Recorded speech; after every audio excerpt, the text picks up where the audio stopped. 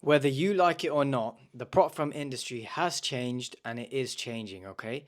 Now, the ways to tackle prop firms before is different to now, and it'll probably be different in the future. But that's just the game that we're in.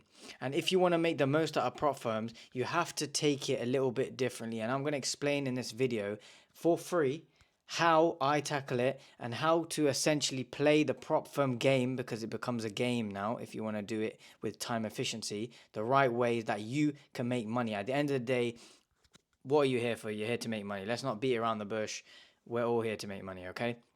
As someone who's made six figures from prop firms itself, I can tell you the way and the ways to make the most money.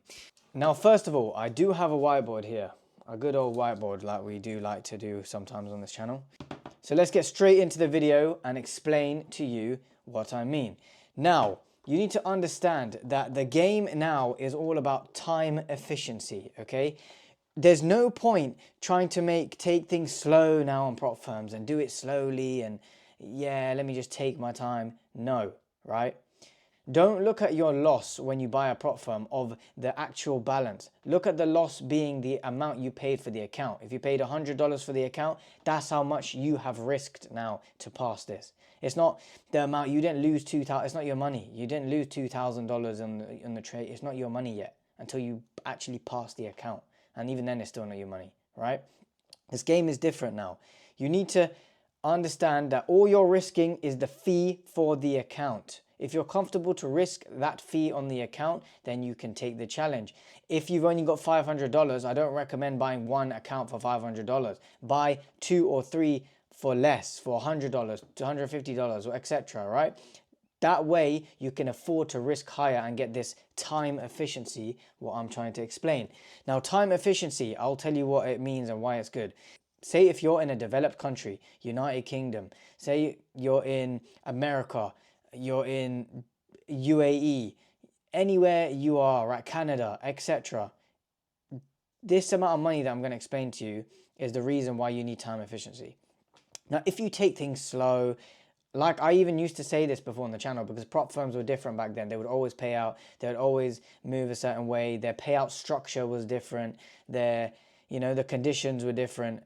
Nowadays, it's become more of a game because there's more competitors out there, and you should utilize this to your advantage as well. Now, let's say you've risked very slow and you're still profitable, well done, but you've made $20,000 on prop firms because you've taken it slow, okay? In a year. $20,000, 80% profit split, that becomes $16,000. Divide that by 12 to get your monthly revenue, which is 1,333.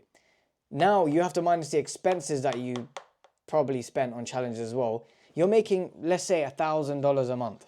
And if you quit your job and start to do this, that is not enough. That's less than average salary. That's less than anyone. It's less than probably minimum wage, that is. Okay? Now, are you doing trading to make less than minimum wage? You might as well just get a job then, right? You might as well just get a successful career. No, you're doing trading along the side of your job, and hopefully you can then make a significant amount of money that you are allowed to say no to situations you don't like. If your job is, if they're micromanaging you, you can leave if you want to. You can stay or you can leave, but it's up to you now, right? That's the position you want to be in. And then that's like the first step of becoming, financially free, of course. And that's what the stage that I'm at, right? I could say no to situations I don't like because of prop firms. Now, the whole way you're going to actually, with the same amount of skill, the same amount of whatever, just a little bit more kahunas, a little bit of bigger kahunas, that you know how to take a little bit more risk and understand time efficiency. Instead of buying one account and you've taken it slow to make 20,000, you buy multiple and you risk high. Now, on the phase one, you want to do high risk. Say you've got 5% daily drawdown, 10% max drawdown on the Forex side. You want to risk 3-4% on the trade. I'm not even joking. If you take a loss, you got another shot to do it on the FX side, and then if you don't, then all you've lost is the fee for the challenge. You haven't lost £10,000 because it's not your £10,000. Do you get me?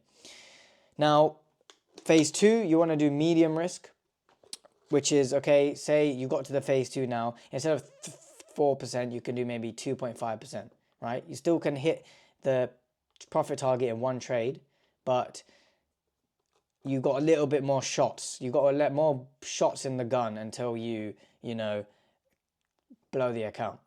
And that makes sense because you're further along the challenge. And then if you're in the live, you want to do the same as if you're in the phase 2. You want to still, don't drop your risk so low, because you need to understand the time efficiency of this, right? Payouts take time to come as well. It's not, these payouts aren't, you just get a payout and then all of a sudden you request it and tomorrow it's in your bank. That's not how it works. They take ages. They take time to approve it. They take, you know, they have to check it. Your payout date is a certain day, usually every 2 weeks. Or if you're on Top Step, it can be, you know, you have to hit the consistency rule or the minimum trading days. That stuff takes time and that eats away at your monthly cash flow. And that is the whole point of doing a side business or a side hustle or a hustle, whatever. You know, you want cash flow and you want it to be like a business, and this you got to treat like a business, but see the challenge fee as an expense and see the revenue as your, you know, profit. Literally it's the prop firm game, all right? There's a difference between the prop firm game, trading that, and trading, want to be a hedge fund trader. That's different. If you want to go the hedge fund trader, professional trader route, then yes, you might be able to take it slower on the accounts, but you need to get a lot of accounts now. You need to get loads, copy trade them, low risk, so then you can make up for the time efficiency by just having more accounts and more capital, which is another good way. But that all just depends what you want to do. Do you want to make money quickly, or you're trying to be a hedge fund trader and trade for life and quit your job and just be a trader? It all depends what you want to do, right?